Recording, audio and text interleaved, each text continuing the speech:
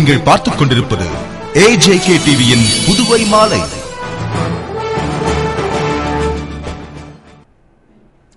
வணக்கம். Puduvai AFT mill அதிகாரி வீட்டில் கொள்ளையடித்த 3 பேரை கைது செய்து நகைகளை பறிமுதல் செய்த போலீசாரை IG ரன்வீர் சிங் கிருஷ்ணியா பாராட்டினார். புதுவை ரெட்டியார் பாளையத்தில் AFT மில் உதவி மேலாளராக பணிபுரியும் ராதாகிருஷ்ணன் என்பவர் வீட்டில் கடந்த மாதம் 17ஆம் தேதி 130 பவுன் நகை, 1 கிலோ வெள்ளி பொருட்கள் மற்றும் 85,000 ரூபாய் ரொக்கம் திருட்டு போயிருந்தது. இதுகுறித்து இன்ஸ்பெக்டர் மாறன் தலைமையிலான போலீசார் வழக்கு பதிவு செய்து தமிழக போலீசின் பிங்கர் பீரோ உதவியால் கொள்ளையர்களை அடையாளம் கண்டு விழுப்புரத்தை சேர்ந்த அன்பு, நெய்வேலி தனுசு, செல்வமணி ஆகிய 3 பேரை கைது செய்து நடத்திய விசாரணையில் அதில் அன்புராஜ் 4ற்கும் மேற்பட்ட வீடுகளில் கொள்ளையடித்திருப்பதும் தமிழகத்தில் நடந்துள்ள பல்வேறு கொள்ளையில் ஈடுபட்டிருப்பதும் தெரியவந்தது. பின்னர் அவர்களை காலாப்பட்டு சிறையில் அடைத்து நீதிமன்ற அனுமதியோடு காவலில் எடுத்து விசாரணை நடத்தி அவர்கள் நகைகளை திருப்பூரில் உள்ள ஒரு நகை அடகு கடையில் அடகு வைத்திருப்பதை அறிந்து குற்றவாளிகளை தனிப்படை போலீசார் திருப்பூர் அழைத்து சென்று அடகு வைத்திருந்த 72 பவுன் நகை, வெள்ளி, கேமரா ஆகியவற்றையும் கொள்ளைக்கு பயன்படுத்திய ஒரு மாருதி கார், 3 மோட்டார் சைக்கிள் போன்ற 27 லட்சம் மதிப்பிலான பொருட்களை பறிமுதல் செய்து மீண்டும் நீதிமன்றத்தில் ஒப்படைத்தனர். இந்த வழக்கில் திறமையாக செயல்பட்டு குற்றவாளிகளை கைது செய்து பொருட்களை மீட்ட போலீசாரை IG ரன்வீர் சிங் வெகுவாக பாராட்டினார். மேலும் அவர்களை கௌரவப்படுத்த உள்ளதாக தெரிவித்தார். மழைக்காலத்தை முன்னிட்டு கொசு ஒழிப்பை தீவிரப்படுத்த அதிகாரிகளுடன் உள்ளாட்சித்துறை அமைச்சர் பன்னீர்செல்வம் ஆலோசனை நடத்தினார். எதிர்வரும் மழைக்காலத்தை கருத்தில் கொண்டு புதுவையில் கொசு ஒழிப்பை தீவிரப்படுத்தும் வகையில் உள்ளாட்சித்துறை, சுகாதாரத்துறை அதிகாரிகளுடன் அமைச்சர் பன்னீர்செல்வம் ஆலோசனை நடத்தினார்.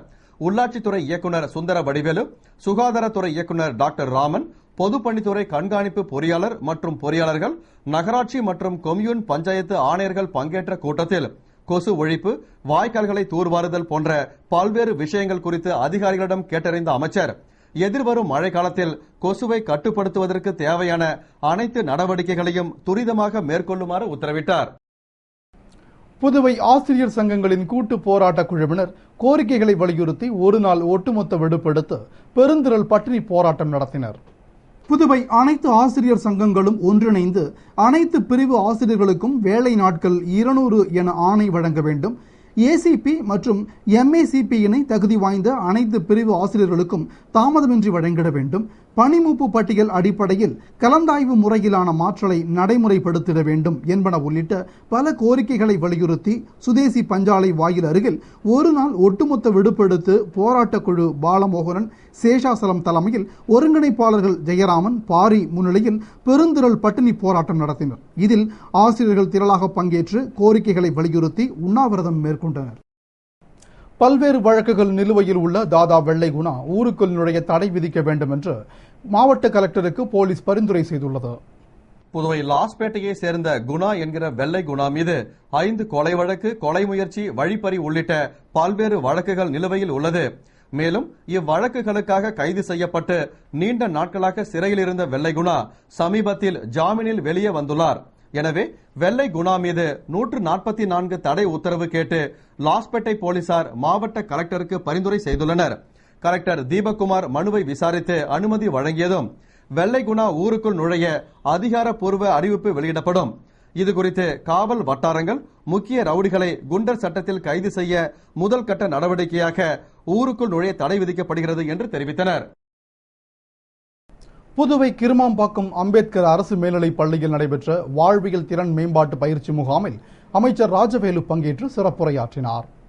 புதுவை கிருமாம்பாக்கத்தில் உள்ள அம்பேத்கர் அரசு மேல்நிலைப் பள்ளியில் அட்டவணை இனம் மற்றும் பழங்குடியின மாணவர்களுக்கான வாழ்வியல் திறன் மேம்பாட்டு பயிற்சி முகாம் பள்ளி துணை முதல்வர் ராஜேந்திரன் தலைமையில் நடைபெற்றது. இதில் சிறப்பு விருந்தினராக அமைச்சர் ராஜவேலு பங்கேற்று சிறப்புரையாற்றி மாணவர்களை வாழ்த்தினார். தொடர்ந்து துணை ஆய்வாளர் ஆந்திரே சவுந்தரராஜன் தேர்வின் போது மாணவர்கள் வெற்றி பெற மேற்கொள்ள வேண்டிய பயிற்சிகளும் முயற்சிகளும் பற்றியும், தலைமை ஆசிரியர் கிருஷ்ணன் வாழ்க்கையில் தவிர்க்க வேண்டிய செயல்கள், அன்றாட பழக்க வழக்கங்கள், வாழ்க்கையில் வெற்றி பெற சாதனையாளர்களின் வாழ்க்கை வரலாறு குறித்து பேசினார். நிறைவில் ஆசிரியர் நவபாலன் நன்றி கூறிய நிகழ்ச்சியில் 280 அட்டவணை இன மாணவர்கள் பங்கேற்று பயனடைந்தனர்.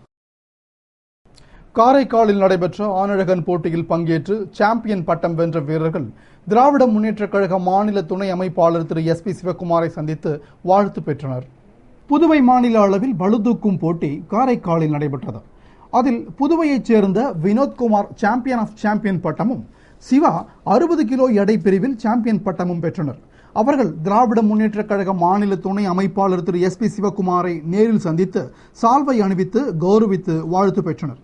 நிகழ்ச்சியின் போது ராஜ்பவன் தொகுதி இளைஞரணி அமைப்பாளர் மோகன், மாநில பிரதிநிதி ஸ்ரீதர் மற்றும் பலர் உடனிருந்தனர். புதுவை சண்முகாபுரத்தில் கைத்தறி நெசவாளர் சங்கம் சார்பில் நடைபெற்ற முப்பெரும் விழாவில் அமைச்சர் பன்னீர்செல்வம் பங்கேற்று நலத்திட்ட உதவிகள் வழங்கினார்.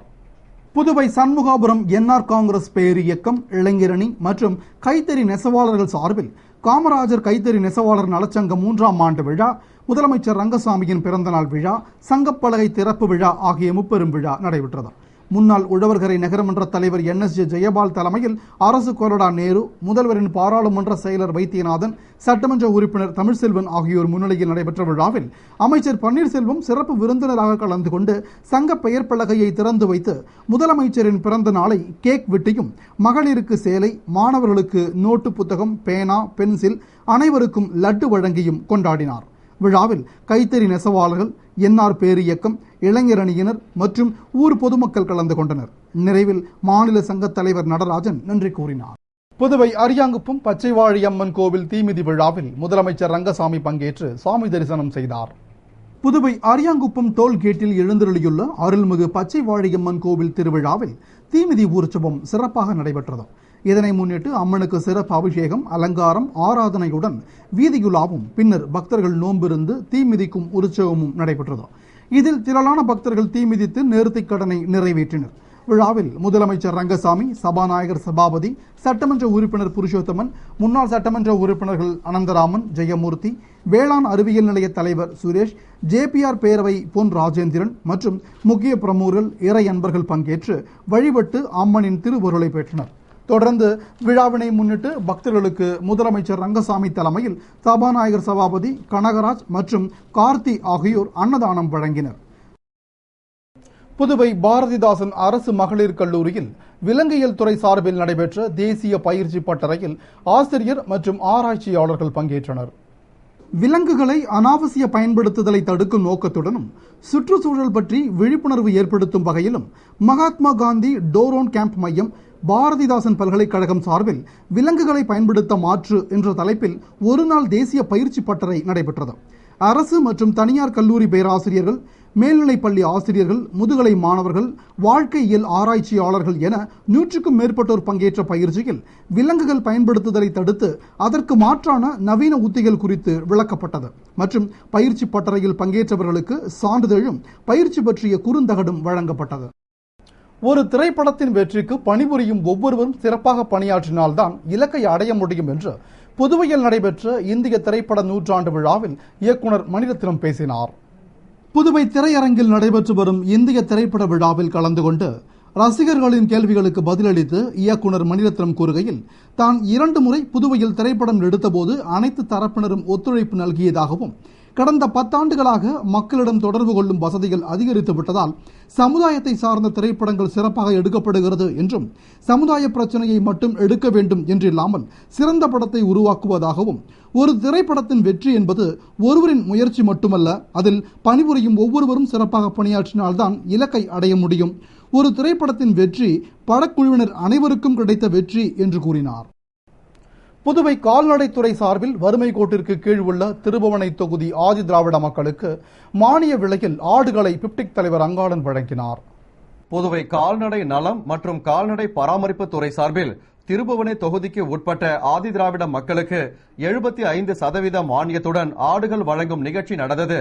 இதில் சட்டமன்ற உறுப்பினரும் பிப்டிக் தலைவருமான அங்காளன் கலந்து கொண்டு 16 பயனாளிகளுக்கு 5 பெட்டையாடு, 1 கெட ஆடு என்ற கணக்கில் தலா 6 ஆடுகளை வழங்கினார். இந்நிகழ்ச்சியில் கால்நடை மருத்துவர் ராஜு, ஊர் முக்கிய பிரமுகர்கள், NR காங்கிரஸ் பிரமுகர்கள் மற்றும் பொதுமக்கள் கலந்து கொண்டனர். இந்நிகழ்ச்சிக்கான ஏற்பாடுகளை கால்நடை மருத்துவமனை அலுவலர்கள் செய்திருந்தனர். புதுவை 100 அடி சாலையில் குற்றங்களை தடுக்க அமைக்கப்பட்ட போலீஸ் பூத்தை IG ரன்வீர் சிங் கிருஷ்ணியா திறந்து வைத்தார். புதுவை 100 அடி சாலையில் உள்ள வியாபாரிகளிடம் ரவுடிகள் மாமூல் கேட்டு மிரட்டி வருவதால் வியாபாரிகள் மத்தியில் பெரும் அச்சம் ஏற்பட்டு அனைத்து வியாபாரிகள் சங்கத்தினர் முதல்வர் மற்றும் IGயை சந்தித்து போலீஸ் பூத் அமைக்க வேண்டும் என்று கோரிக்கை விடுத்தனர். அதற்காக ஒதுக்கப்பட்ட இடத்தில் கட்டுமான பணி துவங்க உள்ள நிலையில் தற்காலிகமாக ஒரு தனியார் நிறுவனம் அளித்த இடத்தில் போலீஸ் பூத்தை ஐஜி ரன்வீர் சிங் கிருஷ்ணய்யா திறந்து வைத்தார். இந்நிகழ்ச்சியில் டிஐஜி சுக்லா, சட்டம் ஒழுங்கு எஸ்எஸ்பி பர்வேஸ் அகமது, தெற்கு எஸ்பி பைரவசாமி, இன்ஸ்பெக்டர் மாறன் மற்றும் போலீஸ் அதிகாரிகள் கலந்து கொண்டனர். இந்த பூத்தில் ஒரு சப் இன்ஸ்பெக்டர் தலைமையில் 24 மணி நேரமும் துப்பாக்கி ஏந்திய போலீசார் பணியில் இருப்பார்கள் என்பது குறிப்பிடத்தக்கதாகும். புதுவை செல்லிப்பட்டு கிராமத்தில் கிரிக்கெட் சங்கம் சார்பில் நடைபெற்ற பரிசளிப்பு விழாவில் பிப்டிக் தலைவர் அங்காளன் பரிசுகள் வழங்கி பாராட்டினார். புதுவை செல்லிப்பட்டு கிரிக்கெட் சங்கம் சார்பில் முதலாம் ஆண்டு கிரிக்கெட் போட்டிகள் நடத்தப்பட்டு அதற்கான பரிசளிப்பு விழா நடைபெற்றது.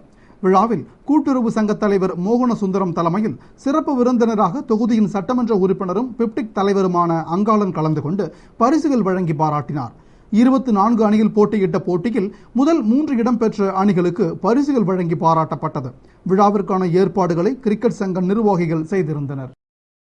புதுவை வீராம்பட்டினம் ஸ்ரீ செங்கழுநீரம்மன் கோவில் ஆடிப்பெருவிழாவில் விளக்குகளால் அலங்கரிக்கப்பட்ட முத்து பல்லக்கில் அம்மன் வீதியுலா நடைபெற்றது. புதுவை வீராம்பட்டினத்தில் எங்கும் நிறைந்த லோக மாதாவான அன்னை பராசக்தியின் திருவுருவமாய் எழுந்தருளி கருணையுடன் பக்தர்களுக்கு அருள்பாலித்துக் கொண்டிருக்கும் ஸ்ரீ செங்கழுநீரம்மன் தேவஸ்தானத்தின் ஆடிப்பெருவிழாவில் முத்து பல்லக்கு நடந்தது. இதனை முன்னிட்டு அம்மனுக்கு சிறப்பு அபிஷேகம், அலங்காரம், ஆராதனை செய்யப்பட்டு முத்து விளக்குகளால் அலங்கரிக்கப்பட்ட முத்து பல்லக்கில் மேல தாளம் இன்னிசை முழங்க வான வேடிக்கையுடன் அம்மன் வீதியுலா முக்கிய வீதிகள் வழியாக நடந்தது. இதில் திரளான பக்தர்கள் பங்கேற்று வழிபட்டனர். விழாவில் பங்கேற்ற பக்தர்களுக்கு முன்னாள் சட்டமன்ற உறுப்பினர் ஜெயமூர்த்தி மற்றும் முன்னாள் கொம்யூன் பஞ்சாயத்து தலைவர் ஆனந்தன் ஆகியோர் இரவு சிற்றுண்டியை வழங்கினர். விழாவிற்கான ஏற்பாடுகளை கிராம பஞ்சாயத்தார் மற்றும் பொதுமக்கள் செய்திருந்தனர். இத்துடன் செய்திகள் நிறைவடைந்தன. வணக்கம்.